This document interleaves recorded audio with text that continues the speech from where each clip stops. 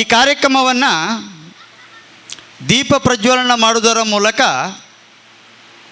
ಪುತ್ತೂರು ಕ್ಷೇತ್ರದ ಶಾಸಕರಾಗಿರತಕ್ಕಂಥ ಸನ್ಮಾನ್ಯ ಅಶೋಕ್ ಕುಮಾರ್ ರೈ ಅವರು ಉದ್ಘಾಟನೆ ಮಾಡಬೇಕಾಗಿತ್ತು.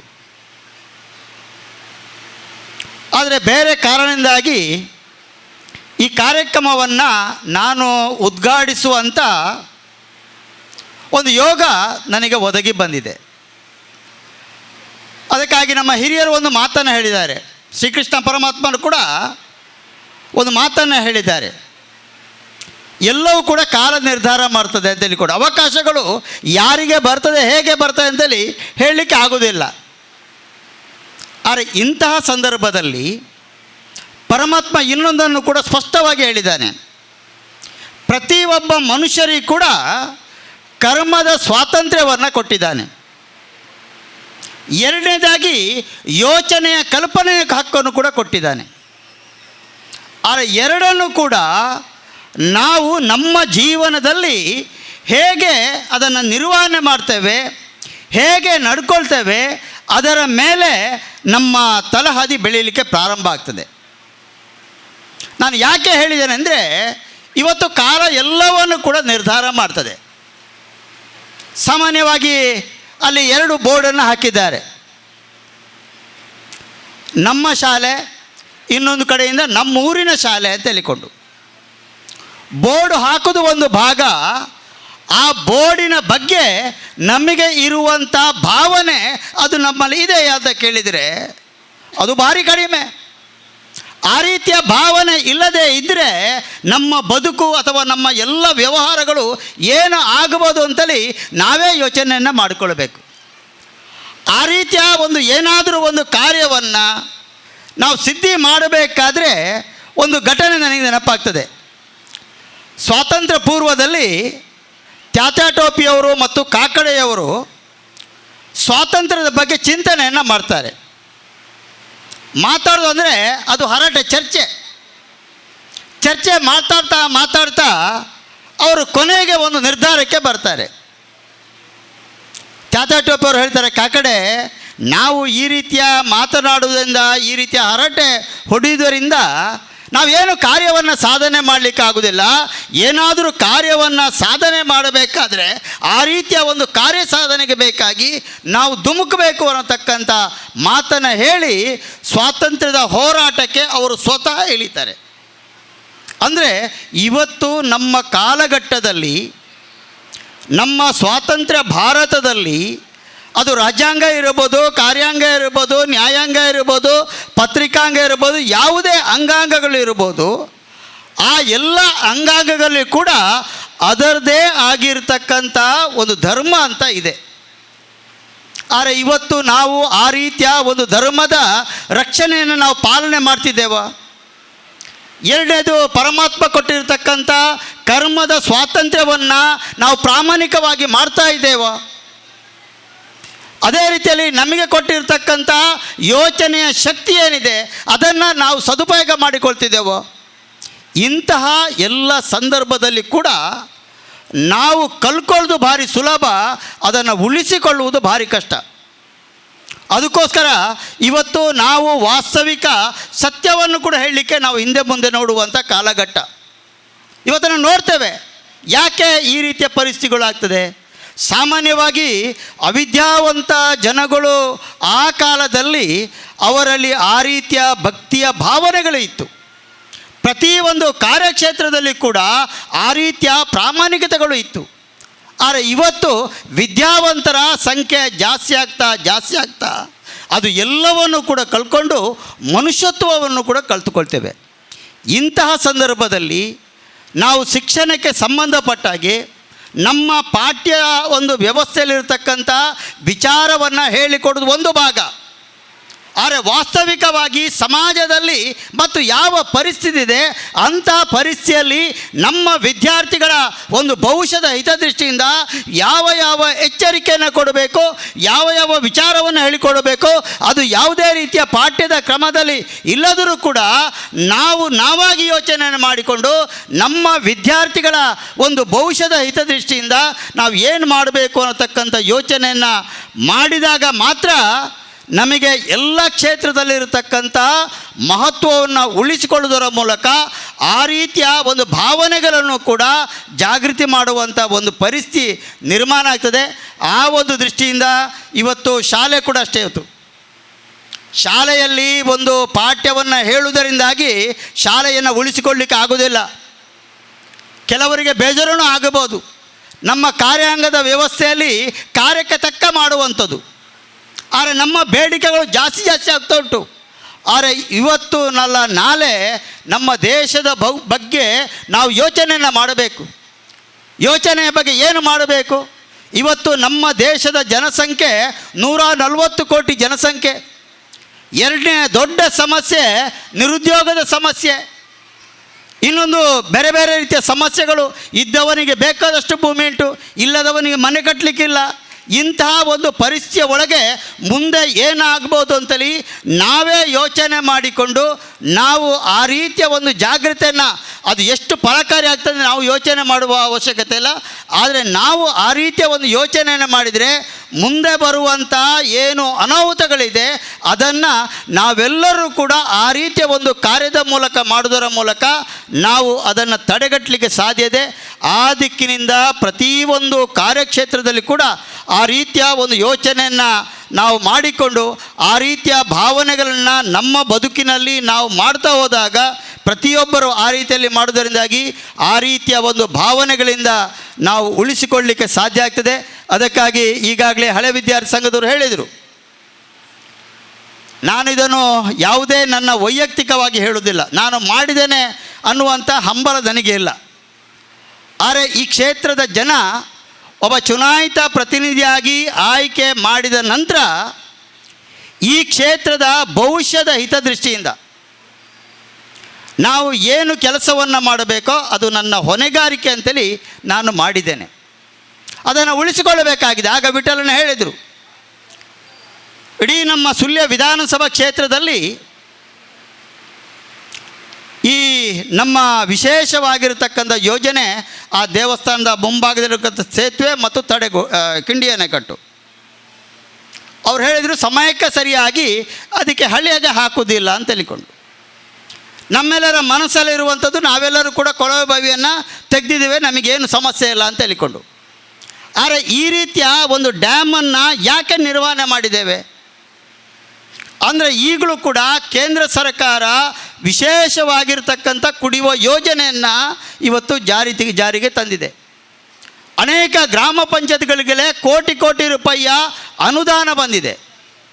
ಆದರೆ ಅನುದಾನ ಬಂದಂಥ ಸಮಯದಲ್ಲಿ ಸಂಬಂಧಪಟ್ಟಂಥ ಇಲಾಖೆಯ ಅಧಿಕಾರಿಗಳು ಕೂಡ ಅದನ್ನು ಅತ್ಯಂತ ಯಶಸ್ವಿಯಾಗಿ ಅದನ್ನು ನಿರ್ವಹಣೆ ಮಾಡಿದರೆ ಆ ಯೋಜನೆ ಭವಿಷ್ಯತ್ತಿಗೆ ತುಂಬ ಪ್ರಯೋಜನ ಆಗ್ತದೆ. ಒಂದು ನೀರನ್ನು ಶೇಖರಣೆ ಮಾಡಬೇಕು, ಅಂತರ್ಜಲ ಜಾಸ್ತಿ ಆಗಬೇಕು.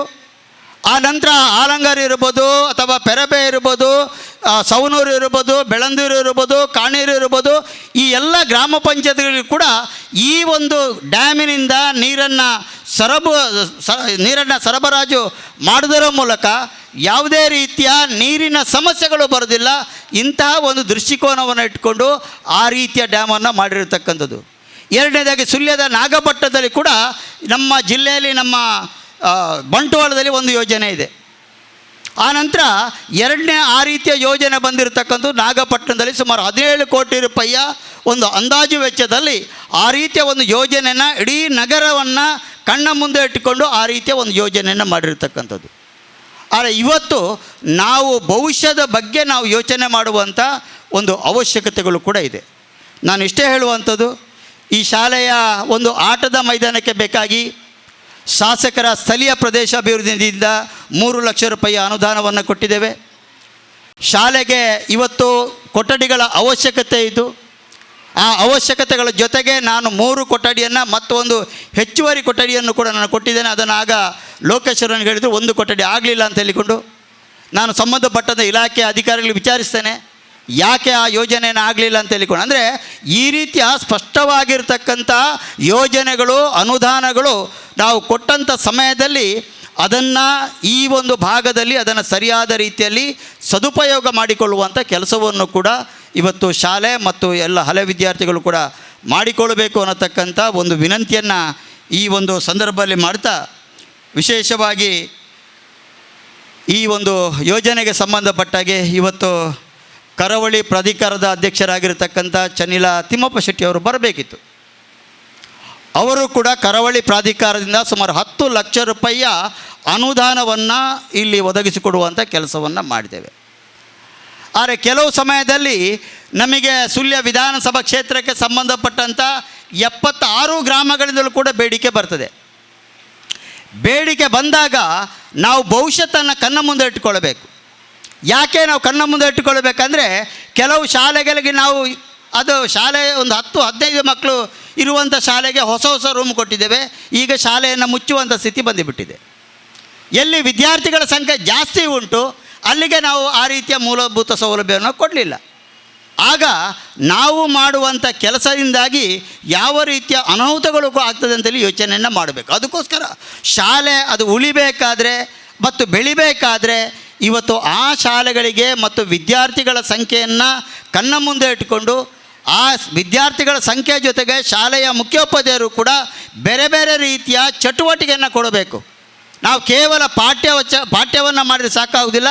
ವಿದ್ಯಾರ್ಥಿಗಳಿರತಕ್ಕಂಥ ಪ್ರತಿಭೆ ಏನಿದೆ ಆ ಪ್ರತಿಭೆಗೆ ಕೂಡ ಪ್ರೋತ್ಸಾಹ ಕೊಡುವಂಥ ಕೆಲಸವನ್ನು ಮಾಡಿದಾಗ ವಿದ್ಯಾರ್ಥಿಗಳ ಹೆತ್ತವರು ಬೇರೆ ಬೇರೆ ಶಾಲೆಯನ್ನು ನೋಡ್ತಾರೆ. ಆ ಶಾಲೆಯಲ್ಲಿ ಯಾವ ರೀತಿಯ ಶಿಕ್ಷಣವನ್ನು ಕೊಡ್ತಾರೆ, ಯಾವ ರೀತಿಯ ಚಟುವಟಿಕೆಯನ್ನು ಕೊಡ್ತಾರೆ, ಆ ಮೂಲಕ ವಿದ್ಯಾರ್ಥಿಗಳ ಪ್ರತಿಭೆ ಹೇಗಿದೆ, ಇದು ಎಲ್ಲವನ್ನು ಕೂಡ ತುಲನೆ ಮಾಡಿಕೊಂಡು ಶಾಲೆಗೆ ತಮ್ಮ ಮಕ್ಕಳನ್ನ ಕಳಿಸುವಂಥ ಕೆಲಸವನ್ನು ಮಾಡ್ತಾರೆ. ಆಗ ಎಲ್ಲಿ ಹೆಚ್ಚು ಕ್ರಿಯಾಶೀಲವಾಗಿರತಕ್ಕಂಥ ಶಾಲೆಗಳಿದೆಯೋ, ಚಟುವಟಿಕೆಗಳಿಂದ ಕೂಡಿರ್ತದೆಯೋ ಅಂಥ ಶಾಲೆಗಳಿಗೆ ಆ ವಿದ್ಯಾರ್ಥಿಗಳ ಹೆತ್ತವರು ಕೂಡ ಹೆಚ್ಚು ವಿದ್ಯಾರ್ಥಿಗಳನ್ನು ಕಳಿಸುವಂಥ ಒಂದು ಪರಿಸ್ಥಿತಿ ನಿರ್ಮಾಣ ಆಗ್ತದೆ.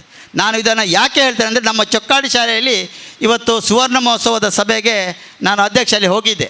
ಈಗ 101 ಮಕ್ಕಳಿದ್ದರು. ಸುಮಾರು 49 ವರ್ಷಗಳ ಹಿಂದೆ ಅಲ್ಲಿಗೆ ವಿದ್ಯಾರ್ಥಿಗಳ ಡಿಮ್ಯಾಂಡ್ ಲಾಸ್ಟಿಗೆ ಅಲ್ಲಿ ತಗೊಳ್ಳಿಕ್ಕೆ ಸಾಧ್ಯ ಇಲ್ಲ ಅಂತೇಳಿ ವಿದ್ಯಾರ್ಥಿಗಳ ಹಿಂದೆ ಕಳಿಸುವಂಥ ಒಂದು ಪರಿಸ್ಥಿತಿ. ಯಾಕೆ ಆ ರೀತಿಯ ಒಂದು ಪರಿಸ್ಥಿತಿ ನಿರ್ಮಾಣ ಆಯಿತು? ಅಲ್ಲಿ ಅಧ್ಯಾಪಕರ ಟೀಚಿಂಗ್ ಮತ್ತು ಅಲ್ಲಿ ಬರುವಂಥ ಫಲಿತಾಂಶ ಮತ್ತು ಅಲ್ಲಿ ವಿದ್ಯಾರ್ಥಿಗಳ ನಡತೆಗಳು, ಇದು ಎಲ್ಲವನ್ನು ಕೂಡ ಯೋಚನೆ ಮಾಡಿಕೊಂಡು ಎಲ್ಲ ವಿದ್ಯಾರ್ಥಿಗಳ ಹೆತ್ತವರು ಕೂಡ ಅಲ್ಲಿಗೆ ಕಳಿಸಿದರೆ ನಮ್ಮ ಮಕ್ಕಳು ಒಳ್ಳೆಯದಾಗಬಹುದು ಅನ್ನತಕ್ಕಂಥ ಒಂದು ವಿಶ್ವಾಸವನ್ನು ಇಟ್ಕೊಂಡು ಅಲ್ಲಿ ಆ ರೀತಿಯ ವಿದ್ಯಾರ್ಥಿಗಳನ್ನು ಕಳಿಸುವಂಥ ಒಂದು ಕೆಲಸವನ್ನು ಮಾಡ್ತಿದ್ರು.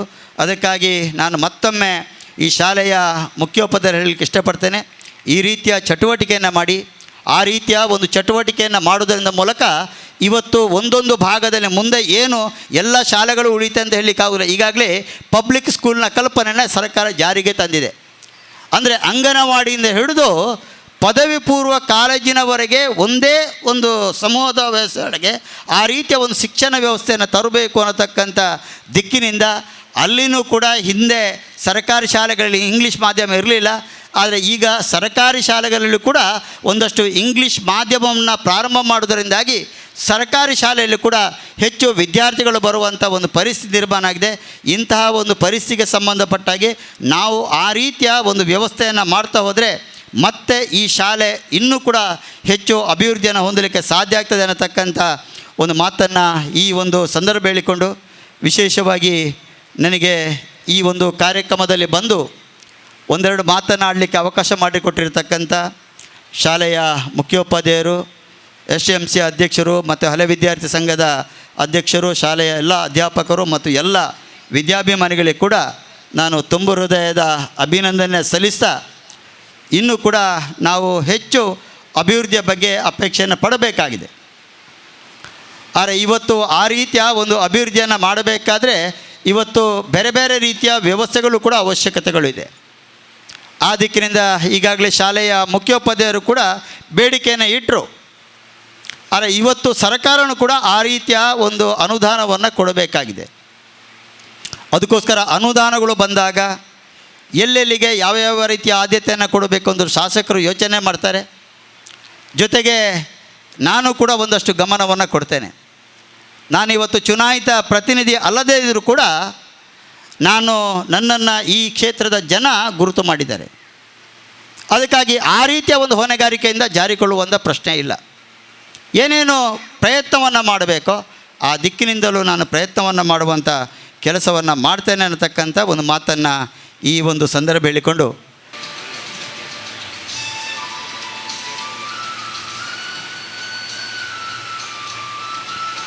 ದೀರ್ಘ ಅವಧಿಯವರೆಗೆ ಶಾಸಕರಾಗಿ ಕರ್ತವ್ಯ ನಿರ್ವಹಿಸಿ ತದನಂತರ ತನ್ನ ಜನಪರ ಕಾಳಜಿ, ಪ್ರಾಮಾಣಿಕತೆ, ನಿಸ್ವಾರ್ಥ ಸೇವೆ, ಸರಳ ಸಜ್ಜನಿಕೆಯಿಂದ ಮಂತ್ರಿಯಾಗಿ ಸುಳ್ಯ ತಾಲೂಕಿನ ಅಭಿವೃದ್ಧಿಗೆ ಶ್ರಮಿಸಿದವರು. ನಜೀರ್ ಕೂರ, ಸ್ಥಾಪಕ ಅಧ್ಯಕ್ಷರು, ಹಿರಿಯ ವಿದ್ಯಾರ್ಥಿ ಸಂಘ ಕುದ್ಮಾರು. ಇವರಿಗೆ ಆತ್ಮೀಯರೇ, ಕುದ್ಮಾರು ಶಾಲೆಯ ಹಿರಿಯ ವಿದ್ಯಾರ್ಥಿ ಸಂಘದ ಸ್ಥಾಪಕ ಅಧ್ಯಕ್ಷರಾಗಿ ಶಾಲೆಯ ಜೊತೆಗಿನ ಪ್ರತಿ ಕಾರ್ಯಕ್ರಮಗಳಲ್ಲಿ ಸಹಭಾಗಿಗಳಾಗುತ್ತಾ ಶಾಲೆಯ ಏಳಿಗೆಗಾಗಿ ಶ್ರಮಿಸಿರುವಿರಿ.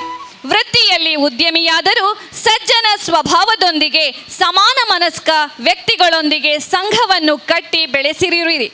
ಶಾಲಾ ರಂಗಮಂಟಪ ನಿರ್ಮಾಣ ಕಾರ್ಯವನ್ನು ಕೈಗೆತ್ತಿ ನಾಯಕತ್ವ ಗುಣದಿಂದ ಯಶಸ್ವಿಯಾಗಿ ಮುನ್ನಡೆಸಿ ಪೂರ್ಣಗೊಳಿಸಿ ಶೈಕ್ಷಣಿಕ ಕಾಳಜಿಯನ್ನು ತೋರ್ಪಡಿಸಿರುವಿರಿ. ಯುವ ನಾಯಕರಾಗಿ ಸೇವಾ ಮನೋಭಾವದಿಂದ ಸಮಾಜಮುಖಿ ಕಾರ್ಯಗಳಲ್ಲಿ ತೊಡಗಿಸಿಕೊಂಡಿರುವಿರಿ. ತಮ್ಮ ಸಮಾಜಮುಖಿ ಜನಪರ ಕಾಳಜಿ ಸದಾ ಇರಲಿ. ಇನ್ನಷ್ಟು ಉತ್ತಮ ಕಾರ್ಯಗಳು ನಿಮ್ಮಿಂದ ಆಗುವಂತಾಗಲಿ.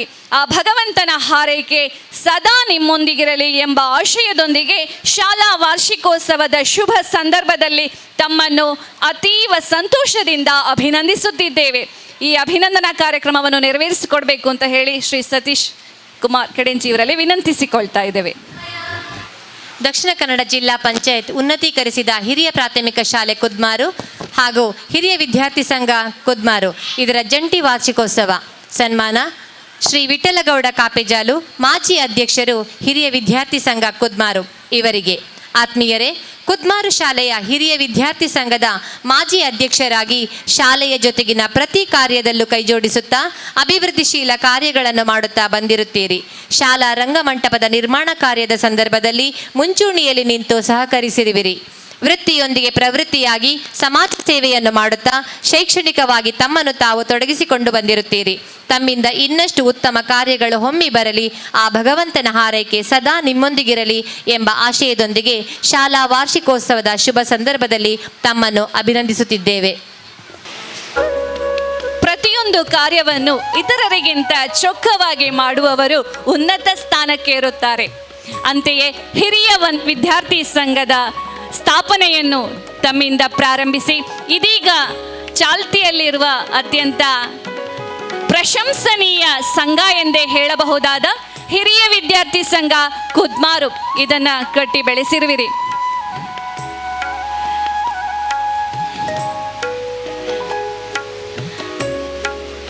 ಜಂಟಿ ಆಶ್ರಯದಲ್ಲಿ ನಡೆಯುತ್ತಿರುವ ಈ ವಾರ್ಷಿಕೋತ್ಸವ ಹಿರಿಯ ವಿದ್ಯಾರ್ಥಿ ಸಂಘ ಹಾಗೂ ಕುದ್ಮಾರು ಶಾಲೆಯ ಸಹಯೋಗದಿಂದ ನಡೆಯುತ್ತಿದೆ. ಇಂತಹ ಕಾರ್ಯಕ್ರಮಗಳು ನಡೆಯಲು ಮುನ್ನಡೆ ಇಟ್ಟವರು ತಾವುಗಳು. ತಮ್ಮನ್ನು ಈ ವೇದಿಕೆಯಲ್ಲಿ ಅಭಿನಂದಿಸಲು ಹರ್ಷಿಸುತ್ತಿದ್ದೇವೆ. ಸಂತೋಷ ಆಗ್ತಾಯಿದೆ. ನಮ್ಮ ಕುದ್ಮಾರು ಶಾಲೆ ಅಂತೇಳಿದರೆ ಹಿಂದಿನ ಪರಂಪರೆ ನಾವು ನೆನಪು ಮಾಡಬೇಕಾಗ್ತದೆ ಎಸ್ ಎಂ ಪೂಜಾರಿ ಅವರನ್ನು. ನಮ್ಮ ಗುರುಗಳು ಇವತ್ತು ನಮ್ಮೊಟ್ಟಿಗೆ ಇಲ್ಲ, ದಿವಂಗತರಾಗಿದ್ದಾರೆ. ಈ ಶಾಲೆಯಲ್ಲಿ ಮುಖ್ಯ ಗುರುಗಳಾಗಿ ಸುದೀರ್ಘ ಅವಧಿಗೆ ಸೇವೆ ಸಲ್ಲಿಸಿ ನಿವೃತ್ತಿಯಾದಂಥ ಎಸ್ ಎಂ ಪೂಜಾರಿ ಅವರು ಹಾಕಿಕೊಟ್ಟಂತಹ ಮೇಲ್ಪಂಕ್ತಿ, ಅದರ ನಂತರ ಕೂಡ ಈ ಶಾಲೆಗೆ ಮುಖ್ಯ ಶಿಕ್ಷಕರಾಗಿ ಬಂದಂತಹ ಅದು ದೇವಕಿ ಮೇಡಮ್ ಇರ್ಬೋದು, ಅದರ ನಂತರ ಬಂದ ಸುಶೀಲಾ ಮೇಡಮ್ ಇರ್ಬೋದು, ಜೂಲಿಯನ ಡಿಸೋಜರ್ ಅವರು ಇರ್ಬೋದು, ಈಗ ಇರುವಂತಹ ಕುಶಲಪ್ಪ ಮಾಸ್ಟರ್ ಇರ್ಬೋದು, ಯಾರು ಕೂಡ ಈ ಊರಿನ ಎಲ್ಲ ಒಂದು ಪೋಷಕರೊಟ್ಟಿಗೆ ಆತ್ಮೀಯ ಸಂಬಂಧವನ್ನು ಬೆಳೆಸಿ ಹಿರಿಯ ವಿದ್ಯಾರ್ಥಿಗಳೊಟ್ಟಿಗೆ ಆತ್ಮೀಯತೆಯಿಂದ ಇದ್ದು ಈ ಒಂದು ಅವತ್ತಿಂದ ಇವತ್ತಿನವರೆಗೆ ಈ ವಾರ್ಷಿಕೋತ್ಸವವನ್ನು ಮತ್ತು ಶಾಲೆಯ ಎಲ್ಲ ಅಭಿವೃದ್ಧಿ ಕೆಲಸ ಕಾರ್ಯಗಳನ್ನು ನಡೆಸಿಕೊಂಡು ಬರಲಿಕ್ಕೆ ಸಾಧ್ಯ ಆಗಿದೆ. ಇವತ್ತು ನಾವು ಕಾರ್ಯಕ್ರಮ 1 ಗಂಟೆ ತಡ ಆಗಿದೆ ಸಭಾ ಕಾರ್ಯಕ್ರಮ ಪ್ರಾರಂಭ ಮಾಡುವಾಗ. ಆದ್ದರಿಂದ ಬಹಳ ತುರ್ತಿನಲ್ಲಿದ್ದೇವೆ. ಈಗ ಸಭೆಯನ್ನು ಮುಗಿಸಬೇಕು. ಬಹು ನಿರೀಕ್ಷೆಯ ಮಕ್ಕಳ ವಿವಿಧ ವಿನೋದಾಳವಳಿಗಳು ಈಗ ನಡೆಯಲಿಕ್ಕಿದೆ. ಪೋಷಕರು ಕೂಡ ಕಾಯ್ತಾ ಇದ್ದಾರೆ ಅವರ ಒಂದು ಪ್ರದರ್ಶನವನ್ನು ನೋಡಲಿಕ್ಕೆ. ನಾನು ಹೆಚ್ಚು ಮಾತಾಡಲಿಕ್ಕೆ ಹೋಗೋದಿಲ್ಲ. ಸುಮಾರು ಈಗಾಗಲೇ ನಾವು ಸನ್ಮಾನವನ್ನು ಮಾಡಿದ್ದೇವೆ. ನಮ್ಮ ಹಲ ವಿದ್ಯಾರ್ಥಿ ಸಂಘದ ಸ್ಥಾಪಕ ಅಧ್ಯಕ್ಷ ನಜೀರ್ ಕೂರ, ಆ ಕಾಲದಲ್ಲಿ ಕಾರ್ಯದರ್ಶಿ ಆಗಿದ್ದವರು ವಿಠಲ್ ಗೌಡ್ರವರು. 1989 ಇಸವಿ ಅಂತ ಹೇಳಿದರೆ ಸಾಧಾರಣ 34 ವರ್ಷಗಳ ಹಿಂದಿನ ವಿಚಾರ. ಆ ಸಂದರ್ಭದಲ್ಲಿ ಈ ಒಂದು ಭವ್ಯವಾದ ರಂಗಮಟ್ಟವನ್ನು ನಿರ್ಮಾಣ ಮಾಡಬೇಕಿದ್ರೆ ಅದಕ್ಕೆ ಪ್ರೇರಣಾ ಶಕ್ತಿ ಯಾರಂತ ಹೇಳಿದರೆ ಆವಾಗಿನ ಮುಖ್ಯ ಶಿಕ್ಷಕರಾಗಿದ್ದಂಥ SM ಪೂಜಾರಿ ಅವರು. ಅವರ ಒಂದು ಪ್ರಯತ್ನ ಮತ್ತು ಹಲ ವಿದ್ಯಾರ್ಥಿ ಸಂಘದ ಅಧ್ಯಕ್ಷರು ಮತ್ತು ಕಾರ್ಯದರ್ಶಿಯವರ ಪ್ರಯತ್ನದಿಂದ ಆ ಕಾಲದಲ್ಲಿ 80,000 ರೂಪಾಯಿ ಖರ್ಚು ಮಾಡಿ ಈ ರಂಗಮಂದಿರವನ್ನು 5 ವರ್ಷಗಳ ಅವಧಿ ಹಿಡ್ಕೊಂಡಿದೆ. ಆವಾಗ ಜನರು ಆರ್ಥಿಕವಾಗಿ ಅಷ್ಟು ಸಬಲರಾಗಿರಲಿಲ್ಲ. ಈಗ ಆಟ ಆಡಿಸಿ ವಿಠಲ್ ಗೌಡ್ರನ್ನ ನಾನು ನೋಡಿದೆ, ನಾನು ಕಾಲೇಜಿಗೆ ಹೋಗಿಕೊಂಡಿದ್ದೆ, ಬ್ಯಾಗ್ ಹಿಡ್ಕೊಂಡು ಆಟದ ಟಿಕೆಟನ್ನು ಮನೆ ಮನೆಗೆ ಕೊಟ್ಟುಕೊಂಡು ಹೋಗ್ತಾ ಇದ್ದರು. ಆ ರೀತಿಯಲ್ಲಿ ಹಣ ಸಂಗ್ರಹ ಮಾಡಿ ಒಂದು ಭವ್ಯವಾದ ರಂಗಮಟ್ಟವನ್ನು ಆವಾಗಲೇ ನಿರ್ಮಾಣ ಮಾಡಿದರು. ಅದರ ನಂತರದ ದಿನಗಳಲ್ಲಿ ನಜೀರ್ ಅವರ ನಂತರ ವಿಠಲಗೌಡರು ಅಧ್ಯಕ್ಷರಾಗಿ ಅನೇಕ ಅಭಿವೃದ್ಧಿ ಕೆಲಸಗಳನ್ನು ವಿಠಲಗೌಡರು ಮಾಡಿಕೊಟ್ರು. ಅದರ ನಂತರ ನನ್ನನ್ನು ವಿಠಲಗೌಡರು ಅವರ ಸಮ್ಮುಖದಲ್ಲಿ ನೀವು ಅಧ್ಯಕ್ಷರಾಗಬೇಕಂತೇಳಿ ಎಲ್ಲ ನಮ್ಮ ಹಿರಿಯ ವಿದ್ಯಾರ್ಥಿ ಸಂಘದ ಎಲ್ಲ ಸದಸ್ಯರು ಸೇರಿ ಆವಾಗ ನನ್ನನ್ನು ಹಳೆ ವಿದ್ಯಾರ್ಥಿ ಸಂಘದ ಅಧ್ಯಕ್ಷನಾಗಿ ನೇಮಕ ಮಾಡಿದರು. ಅದರ ನಂತರ ನಾನು ಯಾವಾಗಲೂ ಹೇಳುವುದಿದೆ, ಈ ಸಲ ವಾರ್ಷಿಕೋತ್ಸವ ಆಗಿ ನಾನು ಹಳೆ ವಿದ್ಯಾರ್ಥಿ ಸಂಘದ ಅಧ್ಯಕ್ಷನನ್ನು ಬಿಡ್ತೇನೆ, ನೀವು ಯಾರಾದರೂ ಆಗಬೇಕಂತೇಳಿ. ಪ್ರತಿ ಹಂತ ಅಂತೇಳಿದರೆ ಈ ಶಾಲೆಯಲ್ಲಿ ನಮ್ಮೊಟ್ಟಿಗಿರುವಂಥ ಎಲ್ಲ ಹಳೆ ವಿದ್ಯಾರ್ಥಿಗಳ ಒಂದು ಬಾಂಧವ್ಯ. ಇವತ್ತು ನಾವು ಕಾರ್ಯಕ್ರಮ ಮಾಡಬೇಕಂತೇಳಿ ಆಗಸ್ಟ್ 15ನೇ ದಿವಸ ಸ್ವಾತಂತ್ರ್ಯೋತ್ಸವದ ದಿವಸ ಒಂದು ಸಭೆಯನ್ನು ಕರೆಯುವಾಗ ಅತಿ ಹೆಚ್ಚು ಹಳೆ ವಿದ್ಯಾರ್ಥಿಗಳು ಬಂದು ಆ ಸಭೆಗೆ ನಾವು ಈ ರೀತಿಯಲ್ಲಿ ಪ್ರಯೋಜಕರಾಗಿ ನಾವು ಸಹಾಯವನ್ನು ಮಾಡ್ತೇವೆ, ಈ ವರ್ಷ ಒಂದು ವಾರ್ಷಿಕೋತ್ಸವವನ್ನು ಮಾಡಲೇಬೇಕೆಂಬ ಒಂದು ಪ್ರೋತ್ಸಾಹವನ್ನು ಕೊಟ್ಟದರಿಂದ ನಮಗೆ ವಾರ್ಷಿಕೋತ್ಸವ ಮಾಡಲಿಕ್ಕೆ ಅನುಕೂಲ ಆಗಿದೆ. ಪ್ರತಿ ಹಂತದಲ್ಲಿ ಕೂಡ ಪ್ರತಿ ಸಂದರ್ಭದಲ್ಲಿ ಕೂಡ ನಾವು ಹಲವಾರು ವರ್ಷದಿಂದ 2 ವರ್ಷಕ್ಕೊಮ್ಮೆ ವಾರ್ಷಿಕೋತ್ಸವ ಮಾಡ್ತಾ ಇದ್ದೆವು. ಆದರೆ ಈ ಅವಧಿಯಲ್ಲಿ 5 ವರ್ಷ ಆಯಿತು ವಾರ್ಷಿಕೋತ್ಸವ ಆಗದೆ. ಕಾರಣ ತಮಗೆಲ್ಲರಿಗೂ ಗೊತ್ತಿದೆ, ಕೊರೋನಾ ಅಂತ ಮಹಾಮಾರಿ ಬಂದು 2 ವರ್ಷದಲ್ಲಿ ಯಾವುದೇ ಕಾರ್ಯಕ್ರಮವನ್ನು ಮಾಡಲಿಕ್ಕೆ ಆಗಲಿಲ್ಲ. ಆದರೆ ಈ ವರ್ಷ ಮಾಡಲೇಬೇಕೆಂಬ ಉದ್ದೇಶವನ್ನು ಇಟ್ಟುಕೊಂಡು ಬಾಲಿ ಉತ್ತಮವಾದ ರೀತಿಯಲ್ಲಿ ಎಲ್ಲ ನಮ್ಮ ಹಳೆ ವಿದ್ಯಾರ್ಥಿಗಳು, STMC ಅಧ್ಯಕ್ಷರು ಮತ್ತು ಎಲ್ಲ ಸದಸ್ಯರು, ಅದರೊಟ್ಟಿಗೆ ನಮ್ಮ ಕುಶಲಪ್ಪ ಮಾರ್ಷ್ ಅವರ ಬಗ್ಗೆ ಹೇಳಲೇಬೇಕು. ಬಹಳ ಸಜ್ಜನ ಸೌಮ್ಯವಾದಿ ಅವರು. ಎಲ್ಲರನ್ನು ಕರೆದು ಪ್ರತಿಯೊಬ್ಬರ ಕೂಡ ದೂರವಾಣಿಯಲ್ಲಿ ಮಾತಾಡಿ ಎಲ್ಲರನ್ನು ಸೇರಿಸಿಕೊಂಡು ಅದರೊಟ್ಟಿಗೆ ಅವರೊಟ್ಟಿಗಿರುವಂತಹ ಸಹ ಶಿಕ್ಷಕ ಮತ್ತು ಶಿಕ್ಷಕಿಯರು ಎಷ್ಟೋ ದಿವಸ ಆಯಿತು ಅವರಿಗೆ ನಿದ್ದೆ ಇಲ್ಲದೆ ರಾತ್ರಿ ಹಗಲು ಈ ಕಾರ್ಯಕ್ರಮವನ್ನು ಆಯೋಜನೆ ಮಾಡಿ ಅದಕ್ಕೆ ಬೇರೆ ಬೇರೆ ರೀತಿಯಲ್ಲಿ ಮಕ್ಕಳು ಕೂಡ ಭಾರಿ ಒಳ್ಳೆಯ ಪ್ರದರ್ಶನವನ್ನು ನೀಡ್ತಾ ಇದ್ದಾರೆ. ಈಗಾಗಲೇ ಕೆಲವು ಕಾರ್ಯಕ್ರಮಗಳು ನಡೆದಿದೆ, ಇನ್ನು ನಡೀಲಿಕ್ಕಿದೆ. ಈ ರೀತಿಯಲ್ಲಿ ಬಹಳ ಉತ್ತಮ ರೀತಿಯಲ್ಲಿ ಈ ಕಾರ್ಯಕ್ರಮವನ್ನು ಆಯೋಜನೆ ಮಾಡಿದ್ದಾರೆ. ಇದಕ್ಕೆ ಒಂದು ಕಾರಣ ಅಂತೇಳಿದರೆ ಅದು ಊರಿನ ಜನರ ಸಹಕಾರ. ನಮಗೊಂದು ಧೈರ್ಯ ಬರಬೇಕು, ಒಂದು ಕಾರ್ಯಕ್ರಮ ಮಾಡಬೇಕಂತೇಳಿದರೆ ಧೈರ್ಯ ಬೇಕು. ಆ ಧೈರ್ಯ ಎಲ್ಲಿಂದ ಬಂತಂತೇಳಿದರೆ ನಮ್ಮ ಊರಿನ ಎಲ್ಲ ಹಳೆ ವಿದ್ಯಾರ್ಥಿಗಳು ಮತ್ತು ಪೋಷಕರಿಂದ ನಾವು ನಿಮ್ಮೊಟ್ಟಿಗಿದ್ದೇವೆ, ಎಲ್ಲ ರೀತಿಯ ಸಹಕಾರ ಕೊಡ್ತೇವೆ ಎಂಬ ಮಾತಿನಿಂದ ನಮಗೆ ಈ ಒಂದು ಅವಕಾಶ ಈಗ ಬಂತು. ನಾನು ಕೂಡ ಆ ಮೀಟಿಂಗಲ್ಲಿ ಹೇಳಿದೆ, ಯಾಕಂತೇಳಿದರೆ ವಿದ್ಯಾರ್ಥಿಗಳಿಗೆ ಕೂಡ ಒಂದು ಅವಕಾಶ, ಅವರ ಪ್ರತಿಭೆಯನ್ನು ಪ್ರದರ್ಶನ ಮಾಡಲಿಕ್ಕೆ ವಾರ್ಷಿಕೋತ್ಸವ ಅಂತೇಳಿದರೆ ಒಂದು ಅವಕಾಶ. 5 ವರ್ಷದಲ್ಲಿ ವಾರ್ಷಿಕೋತ್ಸವ ಆಗಲಿಲ್ಲ ಅಂತೇಳಿದರೆ 1ನೇ ತರಗತಿಯಿಂದ 7ನೇ ತರಗತಿ ಅವರು ಪಾಸಾಗಿ ಇನ್ನು ಹೋಗ್ತಾರೆ. ಅವರಿಗೆ ಅವರ ಈ ಶಾಲೆಯ ಒಂದು ಕಲಿಕೆಯ ಅವಧಿಯಲ್ಲಿ ಅವರಿಗೊಂದು ವಾರ್ಷಿಕೋತ್ಸವದಲ್ಲಿ ಭಾಗವಹಿಸುವಂಥ ಅವಕಾಶ ಆಗುವುದಿಲ್ಲ. ಆದ್ದರಿಂದ ಈ ಸಲಲ್ಲೇ ಮಾಡಬೇಕಂತ ಒಂದು ಉದ್ದೇಶವನ್ನು ಇಟ್ಟುಕೊಂಡು ಈ ವಾರ್ಷಿಕೋತ್ಸವವನ್ನು ಈ ವರ್ಷ ಆಯೋಜನೆ ಮಾಡಿದ್ದೇವೆ. ಇದರಲ್ಲಿ ನನಗೆ ತುಂಬ ಮಾತಾಡಲಿಕ್ಕಿತ್ತು, ಆದರೆ ಮಾತಾಡಲಿಕ್ಕೆ ಸಮಯದ ಕೊರತೆ ಇದೆ. ಇನ್ನೂ ಅನೇಕ ಮಂದಿ ಮಾತಾಡಲಿಕ್ಕಿದ್ದಾರೆ. ಈ ಒಂದು ಎಲ್ಲ ನಮ್ಮ ಈ ವಾರ್ಷಿಕೋತ್ಸವಕ್ಕೆ ತನುಮನ ಧನದ ಸಹಕಾರ ನೀಡಿದ ತಮಗೆಲ್ಲರಿಗೂ ನಾನು ಕೃತಜ್ಞತೆಗಳನ್ನು ಸಲ್ಲಿಸಿಕೊಂಡು ನನ್ನೆರಡು ಮಾತನ್ನು ಕೊನೆಗೊಳಿಸ್ತಾ ಇದ್ದೇನೆ. ನಾನು ಇವತ್ತು ಈ ಕಾರ್ಯಕ್ರಮವನ್ನು ಆಯೋಜಿಸಿದಂಥ SDMC ಊರವರು, ಪೋಷಕರು, ಶಿಕ್ಷಕರು ಹಾಗೂ ಎಲ್ಲರನ್ನೂ ನಾನು ಅಭಿನಂದಿಸ್ತೇನೆ. ಯಾಕೆಂದರೆ ನೀವೊಂದು ಅಚ್ಚುಕಟ್ಟಾದಂಥ ಕಾರ್ಯಕ್ರಮವನ್ನು ಇಲ್ಲಿ ಆಯೋಜಿಸಿದ್ದೀರಿ. ಈ ಕಾರ್ಯಕ್ರಮ ಆಯೋಜನೆ ಮಾಡಿದ್ದರಿಂದ ನಿಮ್ಮ ಮನಸ್ಸಿಗೆ ಇವತ್ತು ಬಹುಶಃ ಎಲ್ಲರಿಗೂ, ಹಿರಿಯ ವಿದ್ಯಾರ್ಥಿಗಳಿಗೂ ಹಾಗೂ ಶಿಕ್ಷಕ ವೃಂದದವರಿಗೂ ಬಹಳಷ್ಟು ಸಂತೋಷ ಆಗ್ಬೋದು. ಯಾಕೆ ಅಂತ ಹೇಳಿದರೆ ಮಕ್ಕಳು ಇವತ್ತು ಬಹಳ ಸಂತೋಷದಿಂದ ಅವರ ಪ್ರತಿಭೆಗಳನ್ನು ತೋರಿಸ್ತಾ ಇದ್ದಾರೆ, ಬಹಳ ಖುಷಿ ಪಡ್ತಾ ಇದ್ದಾರೆ. ಅದೇ ರೀತಿ ಹಿರಿಯ ವಿದ್ಯಾರ್ಥಿಗಳು ಕೂಡ ತಮ್ಮ ಪ್ರತಿಭೆಗಳನ್ನು ತೋರಿಸಲಿಕ್ಕಿದ್ದಾರೆ. ಅವರು ಕೂಡ ಬಹಳ ಸಂತೋಷದಿಂದ ಈ ಒಂದು ಕಾರ್ಯಕ್ರಮದಲ್ಲಿ ಭಾಗವಹಿಸ್ತಾ ಇದ್ದಾರೆ. ಅವರಿಗೆ ಒಂದು ಉತ್ತಮ ಅವಕಾಶವನ್ನು ನೀವೆಲ್ಲ ಒದಗಿಸಿಕೊಟ್ಟಿದ್ದೀರಿ. ಈ ಒಂದು ಕಾರ್ಯಕ್ರಮ ಆಯೋಜನೆ ಮಾಡಿದ್ದರಿಂದ ಅವರಿಗೆಲ್ಲ ತುಂಬ ಒಂದು ಪ್ರಯೋಜನ ಆಗಿದೆ ಅಂತ ಹೇಳಲಿಕ್ಕೆ ನಾನು ಸಂತೋಷ ಪಡ್ತೀನಿ. ನಿಮಗೆಲ್ಲರಿಗೂ ಮಗದೊಮ್ಮೆ ನಾನು ಅಭಿನಂದನೆಗಳನ್ನು ಸಲ್ಲಿಸ್ತಾ ಮುಂದಿನ ಎಲ್ಲ ಕಾರ್ಯಕ್ರಮಗಳು ಯಶಸ್ವಿಯಾಗಿ ನಡೆಯಲಿ ಅಂತ ಹೇಳಿ ಶುಭವನ್ನು ಹಾರೈಸ್ತಾ, ಅರಳು ಮಲ್ಲಿಗೆ ಉತ್ತಮ ನಟಿ ಪ್ರಶಸ್ತಿ ಪುರಸ್ಕೃತೆಯಾಗಿರುವ ತಾವು ಭರತನಾಟ್ಯ, ಸಂಗೀತ, ಕತೆ, ಕವನ ರಚನೆ, ನಿರೂಪಣೆಯಲ್ಲಿ ಜನಪ್ರಿಯರಾಗಿರುವಿರಿ. ಯುವಜನ ಮೇಳಗಳಲ್ಲಿ ಸರಣಿ ಪ್ರಶಸ್ತಿಗಳನ್ನು ಗೆದ್ದು ಊರಿಗೂ ಶಾಲೆಗೂ ಕೀರ್ತಿ ತಂದಿರುವಿರಿ. ಗ್ರಂಥಪಾಲಕಿಯಾಗಿ ವೃತ್ತಿಯಲ್ಲಿಯೂ ವಿವಿಧ ಪ್ರಶಸ್ತಿಗಳನ್ನು ಪಡೆದಿರುವಿರಿ. ತಾವು ಮಂಡಿಸಿದ ಪ್ರಬಂಧಕ್ಕೆ ಭಾರತೀಯಾರ್ ಯೂನಿವರ್ಸಿಟಿಯಿಂದ ಡಾಕ್ಟರೇಟ್ ಪದವಿಯನ್ನು ಪಡೆದಿದ್ದು ತಮ್ಮ ಸಾಧನೆಯ ಹಾದಿಗೆ ಕಿರೀಟದಂತಿದೆ. ಪ್ರಸ್ತುತ ವುಡ್ ಆ್ಯಂಡ್ ಮೆಟಲ್ ಬೆಂಗಳೂರು ಇಲ್ಲಿ ಡೈರೆಕ್ಟರ್ ಆಗಿ ಕರ್ತವ್ಯ ನಿರ್ವಹಿಸುತ್ತಿರುವ ತಮಗೆ ವಾರ್ಷಿಕೋತ್ಸವದ ಈ ಶುಭ ಸಂದರ್ಭದಲ್ಲಿ ಅಭಿನಂದಿಸಲು ಹರ್ಷಿಸ್ತಾ ಇದ್ದೇವೆ. ದಯವಿಟ್ಟು ವೇದಿಕೆಯಲ್ಲಿರುವ ಅತಿಥಿಗಳು ಈ ಕಾರ್ಯಕ್ರಮವನ್ನು ನೆರವೇರಿಸಬೇಕು ಅಂತ ಹೇಳಿ ವಿನಂತಿಸಿಕೊಟ್ಟು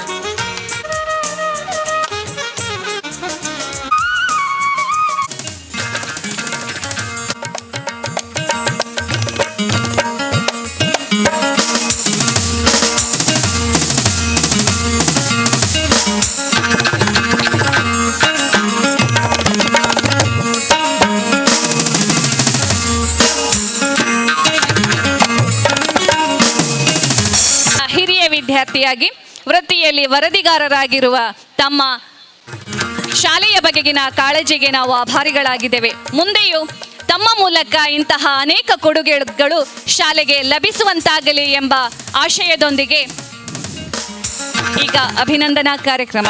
ನಿರ್ವಹಣಾಧಿಕಾರಿಯಾಗಿ ಕಾರ್ಯನಿರ್ವಹಿಸುತ್ತಾ ಬ್ಯಾಂಕಿನಲ್ಲಿ ಸಾಲ ವಸೂಲಾತಿಯಲ್ಲಿ ಸೈ ಎನಿಸಿಕೊಂಡು ಸಂಸ್ಥೆಯ ಆಡಳಿತ ಮಂಡಳಿಯ ಅಧ್ಯಕ್ಷರು, ಉಪಾಧ್ಯಕ್ಷರು ಇವರ ಪ್ರೀತಿಗೆ ಪಾತ್ರರಾಗಿದ್ದು ಇದೀಗ ವಾರ್ಷಿಕೋತ್ಸವದ ಈ ಸುಸಂದರ್ಭದಲ್ಲಿ ತಮ್ಮನ್ನು ಅಭಿನಂದಿಸಲು ಈ ಊರಿನ ಜನತೆ ಸಂತಸ ಪಡುತ್ತಿದೆ. ಮಾತನಾಡುವ ಸಮಯ ಅಲ್ಲ, ಇದು ನಿದ್ರೆ ಮಾಡುವ ಸಮಯ. ಆದರೆ ನೀವು ನಿದ್ರೆಗೆ ಹೋಗಲಿಲ್ಲ ಯಾಕಂತ ಹೇಳಿದ್ರೆ ನಿಮ್ಮ ಮಕ್ಕಳ ಡ್ಯಾನ್ಸ್ ನೋಡಲಿಕ್ಕಿದೆ, ನಮ್ಮ ಭಾಷಣಕ್ಕಾಗಿ ಅಂತೂ ಖಂಡಿತ ಅಲ್ಲ ಅಂತ ನಾನು ಹೇಳ್ತೇನೆ. ಆದರೂ ನಾನು ಹೇಳಿದೆ, ನಾನು ಬರುವಾಗ ತಡ ಆಗ್ತದೆ, ಪ್ರಾರಂಭ ಮಾಡಿ ನಿಮ್ಮದು ವರದಿ ಎಲ್ಲ ಆಗುವಾಗ ಸರಿ ಆಗ್ತದೆ ಟೈಮು, ನಾನು ಮತ್ತೆ ಸೇರಿಕೊಳ್ತೇನೆ. ಆದರೆ ಅವರು ಕೇಳಲಿಲ್ಲ, ಮತ್ತು ನಾನು ಬರುವಾಗಲೇ ಸ್ಟಾರ್ಟ್ ಮಾಡಿದ್ದಾರೆ. ಒಂದಷ್ಟು ಜನ ಭಾಷಣ ಮಾಡಲಿಕ್ಕೆ ಇರ್ತಾರೆ. ವಾರ್ಷಿಕೋತ್ಸವ ಅಂತ ಹೇಳಿದರೆ ಈಗ ಕಥೆಯೇ ಹೀಗೆ. ನಾವು ಸಣ್ಣವರಿರುವಾಗಲೂ ಇದೇ ರೀತಿಯ ಕತೆ. ಎಷ್ಟೊಂದು ಜನ ಬರೋದು, ದೊಡ್ಡ ದೊಡ್ಡ ಜನಗಳು ಬರುವುದು, ವೇದಿಕೆಯಲ್ಲಿ ಕೂತ್ಕೊಳ್ಳೋದು, ಭಾಷಣ ಮಾಡೋದು, ಮಕ್ಕಳು ವೇಷ ಹಾಕಿ ನಿದ್ದೆ ಮಾಡೋದು, ಮತ್ತು ಎಬ್ಬಿಸಿ ಅವರನ್ನು ಕುಣಿಸುವುದು. ಇದೊಂದು ಶಿಕ್ಷಕರಿಗೆ ಒಂದು ಶಿಕ್ಷೆ. ಅವರು ಮೊದಲು ಶಿಕ್ಷೆ ಪಡ್ತಾ ಇದ್ದವರು ಒಂದು ದಿವಸ ನಾವು ಸ್ವತಂತ್ರರಾಗಿರ್ತೇವೆ ಅಂತೇಳಿ ಇದು ವಾರ್ಷಿಕೋತ್ಸವನ ಇಟ್ಟುಕೊಳ್ಳುವಂಥದ್ದು. ಒಂದು ವರ್ಷದ ಕಾರ್ಯಕ್ರಮದಲ್ಲಿ ನಾವು ಎಂಜಾಯ್ ಆಗಿ ಆರಾಮಾಗಿ ಇರುವ ಅಂತೇಳಿ, ಅಲ್ಲಿಯೂ ನಾವು ಆರಾಮವಾಗಿ ಕೂತ್ಕೊಳ್ಳಿಕ್ಕೆ ಜನಪ್ರತಿನಿಧಿಗಳು ಬಿಡುವುದಿಲ್ಲ ಅಂತ ಅನ್ನಿಸ್ಬೋದು ನಿಮಗೆ. ಅಂದರೆ ನೀವೇ ಕರೆಸಿದ್ದು ನೀವೇ ಅನುಭವಿಸಲೇಬೇಕಾಗ್ತದೆ, ಬರುವುದಿಲ್ಲ ಅಂತೆಲ್ಲ ಬರಲೇಬೇಕಂತ ಹೇಳ್ತಿದ್ದೀರಿ. ಆದ ಕಾರಣ ನೀವು ಅದಕ್ಕೆ ಕ್ಷಮೆ ನಿಮ್ಮಲ್ಲೇ ಇದೆ ಅಂತ ನಾನು ಅಂದುಕೊಂಡು ಒಂದೆರಡು ಮಾತನಾಡಲಿಕ್ಕೆ ಇಷ್ಟಪಡ್ತಿದ್ದೀನಿ.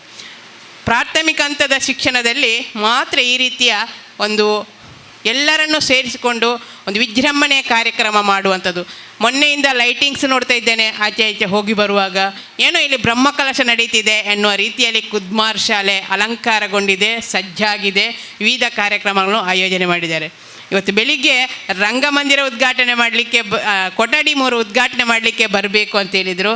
ನಾನು ಹೇಳಿದೆ, ಕೊಠಡಿ ಉದ್ಘಾಟನೆಗೆ ಬೆಳಿಗ್ಗೆ ಬಂದರೆ ಸಂಜೆ ಬರೋದಿಲ್ಲ, ಸಂಜೆ ಬಂದರೆ ಬೆಳಿಗ್ಗೆ ಬರೋದಿಲ್ಲ ಅಂತೇಳಿ. ಬೆಳಿಗ್ಗೆ ನನಗೆ ಕಾರ್ಯಕ್ರಮ ನಮ್ಮ ಅಡ್ಕಾರ್ ವಿನೋಬನಗರ ಶಾಲೆಯಲ್ಲಿ ಬೆಳಿಗ್ಗೆ ಕಾರ್ಯಕ್ರಮ ಇತ್ತು. ಅಲ್ಲಿಂದ ಎಡಮಂಗಲ ಕಾರ್ಯಕ್ರಮ ಮುಗಿಸಿಕೊಂಡು ಒಂದಷ್ಟು ಪ್ರವಾಸವನ್ನು ಮಾಡಿಕೊಂಡು ಪುತ್ತೂರಿನಲ್ಲಿ ಅದ್ಧೂರಿಯ ರಾಜ್ಯ ಮಟ್ಟದ ಕ್ರೀಡಾಕೂಟವನ್ನು ಅದರಲ್ಲಿ ಭಾಗವಹಿಸಿ ಅಲ್ಲಿ ಕೂಡ ತಡವಾಯಿತು ಎಲ್ಲರ ಭಾಷಣ ಆಗುವಾಗ.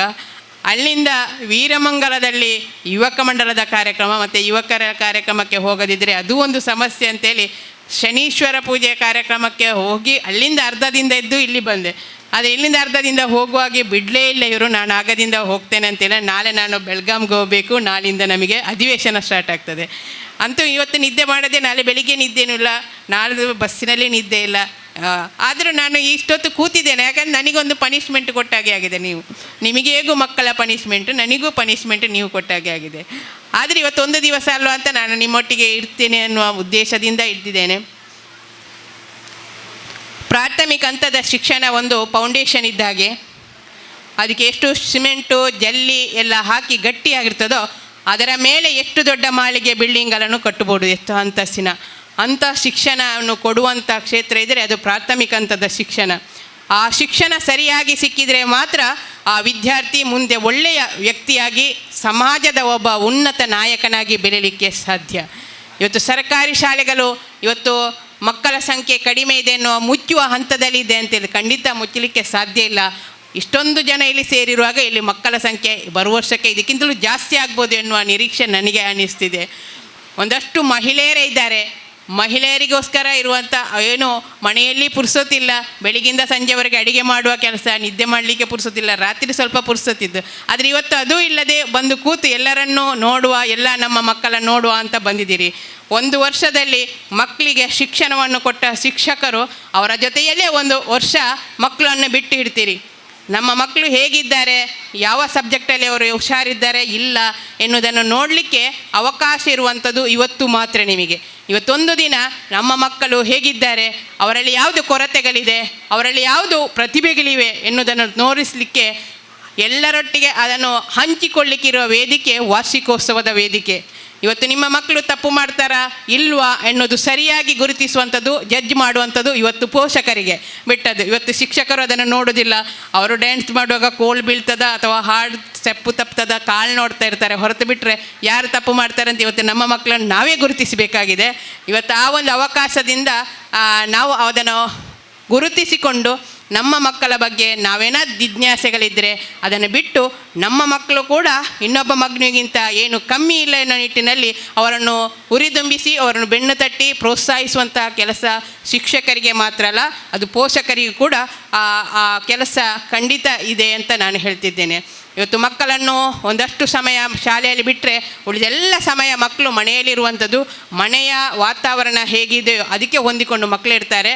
ಆ ಶಿಕ್ಷಣ, ಮನೆಯಲ್ಲಿರುವ ಶಿಕ್ಷಣದ ಜೊತೆಗೆ ಶಾಲೆಯಲ್ಲಿರುವ ಶಿಕ್ಷಣದ ಜೊತೆಗೆ ಆ ಮಕ್ಕಳ ಭವಿಷ್ಯತ್ತಿನ ಬುನಾದಿಯನ್ನು ಕಾಣಲಿಕ್ಕೆ ಸಾಧ್ಯ ಇದೆ. ಇವತ್ತು ಸಮಾಜದಲ್ಲಿ ನಾವು ಬೇರೆ ಬೇರೆ ಕಥೆಗಳನ್ನು ನೋಡ್ತಿದ್ದೇವೆ. ಗುಟ್ಕಾ ಇರ್ಬೋದು, ಮಾರುತಿ ಇರ್ಬೋದು, ಇಂಥ ದುಶ್ಚಟಗಳನ್ನು ನಾವು ನಿಭಾಯಿಸುವಂಥ ಕರ್ತವ್ಯ ಕೂಡ ನಮಗೆ ಪೋಷಕರಿಗಿದೆ. ನಮ್ಮ ಮಕ್ಕಳ ಚೀಲದಲ್ಲಿ ಏನಿದೆ, ಶಾಲೆಯಿಂದ ಬಂದ ತಕ್ಷಣ ಮಗುವಿನಲ್ಲಿ ಏನಿದೆ, ಆ ಪುಸ್ತಕ ಸರಿ ಇದೆಯಾ, ಪುಸ್ತಕದೊಳಗೆ ಏನಿದೆ ಎನ್ನುವುದನ್ನು ಒಂದು ನೋಡುವ ಪರಿಪಾಠ ನಮ್ಮ ಮನೆಯವರಿಗೆ ಇರಬೇಕು ಅಂತ ಹೇಳ್ತಿದ್ದೇನೆ. ಇವತ್ತಿನ ಈ ಆಧುನಿಕ ಯುಗದಲ್ಲಿ ನಾವೆಲ್ಲ ಏನು ಮೊಬೈಲು ಟಿ ವಿಗಳಿಗೆ ಮಾರು ಹೋಗುವ ಈ ಸಂದರ್ಭದಲ್ಲಿ ಮಕ್ಕಳನ್ನು ನೋಡಿಕೊಳ್ಳಲಿಕ್ಕೆ ಕಷ್ಟ ಆದ್ರೂ ಒಂದಷ್ಟು ಪುರ್ಸೊತ್ತು ಮಾಡಿಕೊಂಡು ಆ ಮಕ್ಕಳ ಬಗ್ಗೆ ನೀವು ಒಂದಷ್ಟು ಗಮನ ಹರಿಸಬೇಕು ಅಂತ ಒಂದು ಕಿವಿ ಮಾತನ್ನು ಹೇಳ್ತಿದ್ದೇನೆ. ಅಂದರೆ ಭವಿಷ್ಯತ್ತನ್ನು ನಿರ್ಮಾಣ ಮಾಡುವ, ನಮ್ಮ ದೇಶವನ್ನು ರಕ್ಷಣೆ ಮಾಡಿ ಸಮೃದ್ಧ ಭಾರತವನ್ನು ನಿರ್ಮಾಣ ಮಾಡುವಂಥ ವ್ಯಕ್ತಿಗಳು ಯಾರಂತ ಹೇಳಿದರೆ ಈ ಪುಟಾಣಿ ಮಕ್ಕಳು. ಅವರು ಭವಿಷ್ಯತ್ತಿನಲ್ಲಿ ಮುಂದೆ ಉಜ್ವಲ ಭವಿಷ್ಯ ಇದೆ ಅವರಿಗೆ. ಆ ಭವಿಷ್ಯದ ನಿರ್ಮಾಣ ಮಾಡುವ ಶಿಲ್ಪಿಗಳು ಶಿಕ್ಷಕರೊಂದು ಕಡೆ ಆದರೆ ಅದಕ್ಕೆ ನೀರುಣಿಸೋದನ್ನು ಮತ್ತಷ್ಟು ಹೊಳಪು ತರುವಂಥ ಕೆಲಸ ಪೋಷಕರಿಗಿರುವ ಕಾರಣ ಜೊತೆಯಾಗಿ ಕೆಲಸ ಮಾಡಿದಾಗ ಮಾತ್ರ ಆ ವಿದ್ಯಾರ್ಥಿ ಒಳ್ಳೆಯ ವಿದ್ಯಾವಂತನಾಗಿ ಸಮಾಜದಲ್ಲಿ ಒಳ್ಳೆಯ ವ್ಯಕ್ತಿಯಾಗಿ ಮೂಡಿ ಬರಲಿಕ್ಕೆ ಸಾಧ್ಯ. ಅದಕ್ಕೆ ಪರಿಸರ, ಸಮಾಜ ಒಟ್ಟಿಗೆ ಸೇರಿ ಒಂದೇ ಮನಸ್ಸಿನಿಂದ ಕೆಲಸ ಮಾಡಿದಾಗ ಈ ಒಂದು ಸುಂದರವಾದ ವಾತಾವರಣ ನಿರ್ಮಾಣ ಆಗಲಿಕ್ಕೆ ಸಾಧ್ಯ ಇದೆ. ಇವತ್ತು ಹಳೆ ವಿದ್ಯಾರ್ಥಿ ಸಂಘ ಒಟ್ಟಿಗೆ ಸೇರಿಕೊಂಡು ಬಹಳಷ್ಟು ಕಾರ್ಯಕ್ರಮವನ್ನು ಮಾಡಿಕೊಂಡು ಒಂದು STMCನ ಒಂದು ಟೀಮ್ ಉಂಟು. ಆ ಟೀಮು, ಶಿಕ್ಷಕರ ಟೀಮು ಯಾವಾಗ ಒಟ್ಟಿಗೆ ಸೇರಿ ಕೆಲಸ ಮಾಡ್ತದ ಅಲ್ಲಿ ಇಂಥ ಒಳ್ಳೊಳ್ಳೆ ಕಾರ್ಯಕ್ರಮಗಳು ನೋಡಲಿಕ್ಕೆ ಸಾಧ್ಯ. ಒಂದು ಶಾಲೆಯಲ್ಲಿ ಅದು ಎಲ್ಲೂ ಇಲ್ಲ, ಆದರೆ ಶಿಕ್ಷಕರೊಂದು ಕಡೆ, ಪೋಷಕರೊಂದು ಕಡೆ, STMCನವರೊಂದು ಕಡೆ ಆದರೆ 3 ಮನೆಯೊಂದು 3 ಬಾಗಿಲು ಆಗಲಿಕ್ಕೆ ಸಾಧ್ಯ ಇದೆ. ಅದಾಗಬಾರ್ದು. ನಾವೆಲ್ಲ ಒಂದೇ ಮನೆಯವರನ್ನು ಆ ಭಾವನೆಯಿಂದ ಈ 3 ಜನ ಒಟ್ಟಿಗೆ ಸೇರಿದಾಗ ಒಂದು ಒಳ್ಳೆಯ ಶಕ್ತಿಯಾಗಿ ಅಲ್ಲಿ ಮೂಡಿ ಬಂದು ಈ ಸಮಾಜದಲ್ಲಿ ಒಂದು ಶಾಲೆ ಒಂದು ದೇಗುಲಕ್ಕೆ ಸಮಾನ ಅಂತ ಇರುವಂಥ ಶಾಲೆ ಒಳ್ಳೆಯ ಶಾಲೆಯಾಗಿ ಮೂಡಿ ಬರಲಿಕ್ಕೆ ಸಾಧ್ಯ ಇದೆ. ಮುಂದೆಯೂ ಇಂಥ ಕಾರ್ಯಕ್ರಮಗಳು ಯಶಸ್ವಿಯಾಗಿ ನಡೀತಾ ಇರಲಿ. 3 ಕೊಠಡಿ ಬಂದಿದೆ, 1 ಕೊಠಡಿ ಬರಲಿಕ್ಕೆ ಬಾಕಿ ಇದೆ. ಅದಕ್ಕೆ ಏನು ಎಂತ ಅಂತೇಳಿ ನಾನು ಮೊನ್ನೆ ಅದರ ಬಗ್ಗೆ ಪರಿಶೀಲನೆ ಮಾಡಿ ಆ ಕೊಠಡಿ ಬರುವ ಏನು ನಮ್ಮ ಬರುವ ವಾರ್ಷಿಕೋತ್ಸವಕ್ಕೆ ಮೊದಲ ಆ ಕೊಠಡಿ ಉದ್ಘಾಟನೆ ಆಗುವಾಗೆ ಆ ಕೆಲಸವನ್ನು ಮಾಡಿಸುವ ಕೆಲಸವನ್ನು ಖಂಡಿತ ಮಾಡಿಸ್ತೇನೆ. ಶೌಚಾಲಯದ ಕೊರತೆ ಇದೆ ಅಂತೇಳಿದರು. ವಿಕಲಚೇತನರ ಒಂದು ಶೌಚಾಲಯ ಇದೆ. 2 ಲಕ್ಷ ಚಿಲ್ಲರೆಯ ಒಂದು ಅನುದಾನವನ್ನು ಈ ಶಾಲೆಗೆ ಒದಗಿಸಿ ಆ ಶೌಚಾಲಯವನ್ನು ಮಾಡಿಸಿಕೊಡುವ ಕೆಲಸವನ್ನು ನಾನು 3 ತಿಂಗಳೊಳಗೆ ಮಾಡಿಕೊಡುವಂಥ ಕೆಲಸವನ್ನು ಮಾಡಿಕೊಡ್ತೇನೆ. ನಿಮಗೆ ಮುಂದೆ ಏನು ಅಭಿವೃದ್ಧಿ ಕೆಲಸಕ್ಕೆ ಏನು ನನ್ನಿಂದ ಸಹಕಾರ ಕೊಡಲಿಕ್ಕೆ ಸಾಧ್ಯ ಇದೆಯೋ ಅದನ್ನು ಯೋಚನೆ ಮಾಡಿಕೊಂಡು ಯೋಜನೆ ಹಾಕಿ ಕೆಲಸವನ್ನು ಮಾಡಿಸುವ ಕೆಲಸದಲ್ಲಿ ನೀವು ಕೂಡ ನನ್ನೊಟ್ಟಿಗೆ ಕೈ ಜೋಡಿಸಿ ಒಳ್ಳೆಯ ಕೆಲಸಗಳನ್ನು ಮಾಡಿ ಒಂದು ಸಮಾಜದಿಂದ ಒಳ್ಳೆಯ ಪ್ರತಿಭೆಗಳನ್ನು ನಿರ್ಮಾಣ ಮಾಡಿ ಒಳ್ಳೆಯ ಸಮಾಜಕ್ಕೆ ಒಬ್ಬ ಉತ್ತಮ ನಾಯಕನನ್ನು ನಿರ್ಮಾಣ ಮಾಡುವ ಈ ಶಾಲೆ ಉತ್ತಮ ಶಾಲೆಯಾಗಿ ಮೂಡಿಬರಲಿ. ಮುಂದೆ ಜಿಲ್ಲಾ, ರಾಷ್ಟ್ರ, ರಾಜ್ಯ ಮಟ್ಟದಲ್ಲಿ ಈ ಶಾಲೆಯಲ್ಲಿ ಕಲಿತ ಮಕ್ಕಳು ಪ್ರಶಸ್ತಿಯನ್ನು ಪಡೆಯುವಂತಾಗಲಿ. ಈಗ ನಾವು ಕೆಲವೊಂದು ಜನರನ್ನು ಸನ್ಮಾನ ಮಾಡಿದ್ದೇವೆ.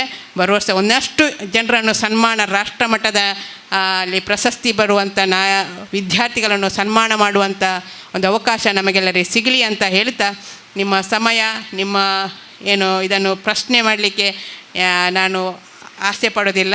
ನಿಮ್ಮ ಮನಸ್ಸನ್ನು ಹೇಗೆ ಅಂತೇಳಿ ಟೆಸ್ಟ್ ಮಾಡಲಿಕ್ಕೆ ಖಂಡಿತ ಪ್ರಯತ್ನ ಮಾಡೋದಿಲ್ಲ. ನಿಮಗೆಲ್ಲರಿಗೂ ಶುಭರಾತ್ರಿ, ಶುಭವಾಗಲಿ.